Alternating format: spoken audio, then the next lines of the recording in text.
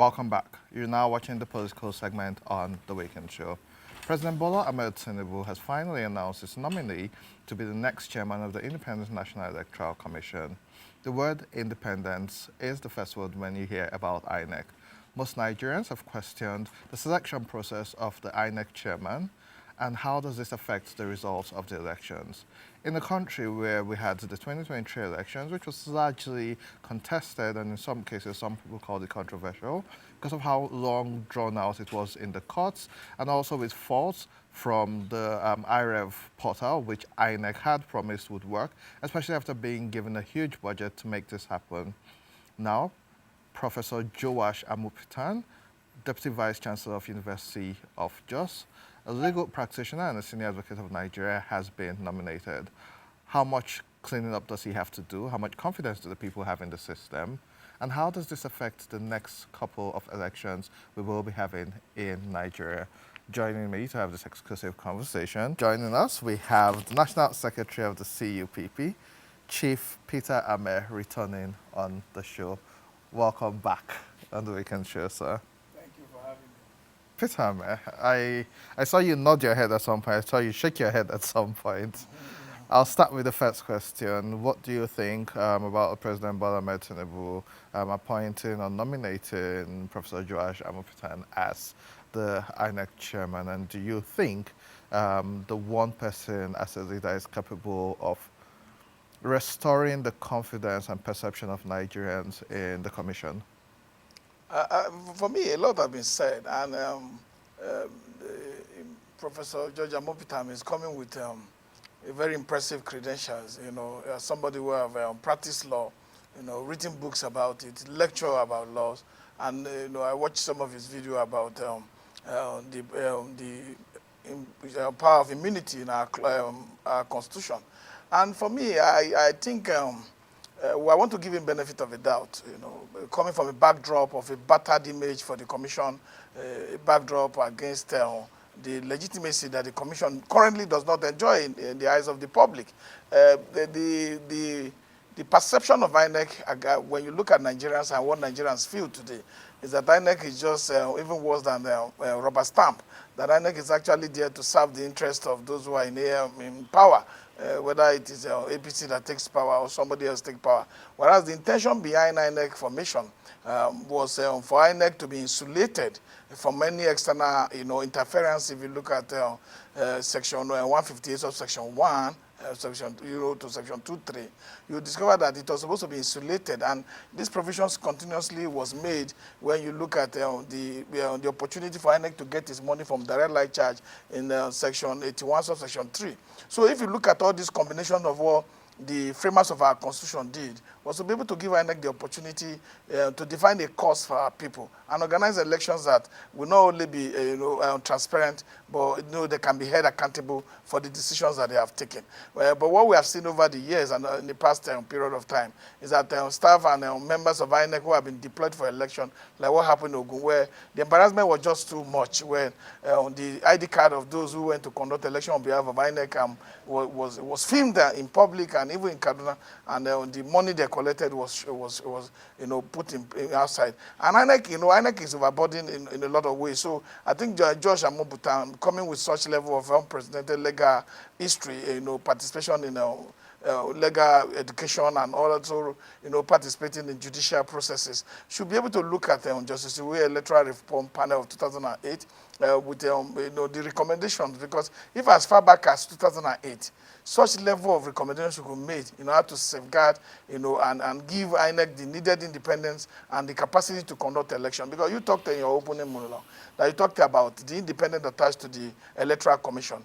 That independent is not really there. That's what most Nigerians think, and that's why you feel that the appointing authority should be changed, and that there's a more, you know, holistic approach to how the INEC chairman is appointed. The visionaries that were behind the the appointment before didn't know that the current stain on our electoral fabric could be this disheartening and disappointing when they came up with the idea that if you look at section 154, that the Council of State, Council of State consists of people with high moral and history of integrity, history of holding very high position in this country, former head of state, serving governors and a host of others, including Attorney General of the Foundation. That could have been enough to be able to sit down, deliberate this, passionately about the future of our country, and have to arrive at a very reasonable cost on why a person should be chairman of the commission. So, but that is not holding water right now, because people believe that despite that safeguard being inserted in our constitution, that those who are appointed feel that their gratitude should go to the appointing authority, and that's what undermines our democracy, because when the influence of those who appoint, even when the Mahmoud was removed, I saw the press statement written by Bayo Ononuga, and it was very embarrassing because the commission was supposed to self-regulate itself. Because if you look at the Constitution and look at Section 154, Section 1C, when it says that anybody who is appointed will enjoy uninterrupted tenure of 5 years, or especially state executive bodies that you can find on that section 133. And this uninterrupted 5 years is not subject to any interference. But what we saw recently, despite my relationship and my objection to how Mahmoud had managed the commission, what I observed recently, and based on reports and actions that have taken place, is that Mahmoud was forced out of the commission, and that the statement by Mahmoud after he left office, that he should hand over to the next most senior person, also undermines the independence of the commission, because the presidency have no such authority to be reaching that, because that installation that he has is supposed to wait until a day before his tenure and then hand over naturally to the second most senior person. But instead of, with all the cries that Nigeria are crying, with all the lack of transparency and accountability for the 2023 election, and the glitches that was not accounted for, nobody, there's what they call digital footprint. If Mahmoud was sincere, or the commission was sincere in trying to cleanse his name, in trying to give Nigeria hope and restore the hope that was lost in the commission, there could have been a non-partisan approach to investigating what happened in the 2023 election as regards to the glitches. And that would have allowed more, that's why you have KPMG and all this other company comes to NNPCU, International Accounting Body, to look at what happened, so that you'll be able to, people can believe that your auditing is truly a reflection of what it is. So I have a question about that. So we've seen how the executive has so much control over appointed officials, and we've also seen how the current administration came in, and regardless of the section in the Constitution you spoke about, removed a lot of people who were statutorily appointed to fixed terms and put in new people. However, with INEC, because I remember Festus Okoye during the 2023 election repeatedly saying how prepared they were for that election, And when the glitches happened, they said, oh, the words and the INEC guidelines gives them the rights to do what they want. Literally saying, we don't owe Nigerians anything. So who now holds INEC accountable? It was supposed to be the National Assembly. National Assembly has oversight function over this executive body. I've always said that capturing INEC in Section 133 as a state federal executive body is even an aberration to what independence we wanted INEC to be. And then National Assembly is supposed to act that. And in every democracy, the people participation is key, because if you go overseas and find out those who have learned this democracy for, what happens is that in our own client, that when people feel that their only responsibility, and a very few minority, not the majority of the people, the very few that goes to vote, feel that the only thing they need to do is to cast their vote and go back home, and which is not so. You have to engage the process. Even for election, there's a during and post-election phases. Even for governance, in between that time, the governance must go on. So the citizens must participate to engage governance, to demand for writing to be done, and engage these processes. But citizens are disengaged from government. They are disillusioned. And if this dissolution comes from bad leadership, leadership that has beaten the people to stupor, the pocket money is not there. People can't feed. You can't go to hospital today to get scanning from federal medical centers or national hospital, anywhere, that you are not coughing out 100,000, and the minimum wage is 70,000. So people are frustrated, but their frustration is not, I'm not encouraged by their frustration enough, because they have not been able to determine the outcome of their future, because election is a very critical process in governance. If we continue to have elections that are undermined, elections that are rigged, elections that are manipulated by the commission, then you're going to have bad governance. Then, because the people who force themselves on you will not be beholden to the people. They feel that in the next tenure they can repeat the same thing. So you need to be able to show that democracy really belongs to the people, and it's the power from the people upon which this constitution was built. Despite it was a military handed over constitution, we will have to just believe in it, because it's the only legal instrument today we are using. And for the commission, you know, the commission also, when it talks about the regulation and guidelines, don't forget that there are several Supreme Court judgments that have said INEC has power to make subsidiary legislation. That, you know, that's why they are making regulation and guidelines for political parties. They make regulations and guidelines for conduct of elections. These regulations are there. I have it in my desk in my office. And every time we come to the middle of election, when you take that regulation and guideline to court, INEC, the court will tell you, oh, it is not in the Electoral Act. But when it favors the other side, the court will tell you that INEC has power to make subsidiary legislation for the conduct of election. So INEC is not just that body like any other body. INEC has some level of, apart from judicial quasi authority, to make certain decisions. So INEC must hone up to its responsibility and act in the best interest of our people. But for what I have seen mostly, is that you can't count, there's a bureaucratic system in INEC, which is about the civil servants that are there. They are different people. They are no longer existing, because the political appointees are living so luxurious life, living so comfortable at the HLM highest level, and undermining the bureaucratic services, you know, because at this time, there's no, the civil servant can't go to courses abroad, enjoy the benefit of being civil servant. Their promotions don't come as when due. They are not getting their allowances as well. So this also demoralizes those who are working in that commission, because we can't separate those who are the machine of the commission from those who just come temporarily and then disappear. You know, those who serve 35 years will be there, and they are not, their welfare is not taken as a paramount issue. Or, you know, so this, at the backdrop of all this information, I think that the commission must, you know, wake up to this responsibility, and that we must look for a way. Because you can't look at the resident electoral commissioners now. Those who perform well will never return, like Maki Guinea and others. You will come back as long as you are too strict. They don't trust you. And if you look at the level of those who are in the commission today, they are not speaking out. They can't even talk about the processes. The commission is about chairman and 12 other commissioners. It's not just the chairman alone. They are supposed to sit in a commission meeting, determine what is good for the administration of the election management body, determine what is good for how the subsidiary legislation they are supposed to make in the conduct of our elections. So it is not just, it's the political appointing process that have totally undermined the commission. Because you see governors nominating a national commissioner, electoral commissioner to the president. Oh, this one is good, it's on my state. Governors also have people who see them as their appointers. So it is critically clear that we must look at that Justice Iwe electoral reform panel. But I also disagree in part of the recommendation of the electoral panel that said that we should take power and give it to the NJC to screen those persons who will be eligible to be chairman and commissioners of INEC. Because the NJCs have not been able to discipline hearing judges enough. So they can't be in charge of post-election litigations and also be in charge of appointing those who will govern the commission. So what we should do is to look, yes, one day we'll get it right. But you can say that today National Assembly is rubber stamp and they're spineless. There's no doubt.